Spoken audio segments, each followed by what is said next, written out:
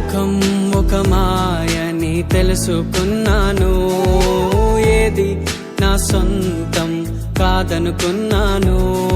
ఈ లోకం ఒక మాయని తెలుసుకున్నాను, ఏది నా సొంతం కాదనుకున్నాను. తప్పిపోయిన కుమారుని నేనైతే, నా కొరకై నిరీక్షించే తండ్రి నా యేసు. తప్పిపోయిన కుమారుని నేనైతే, నా కొరకై నిరీక్షించే తండ్రి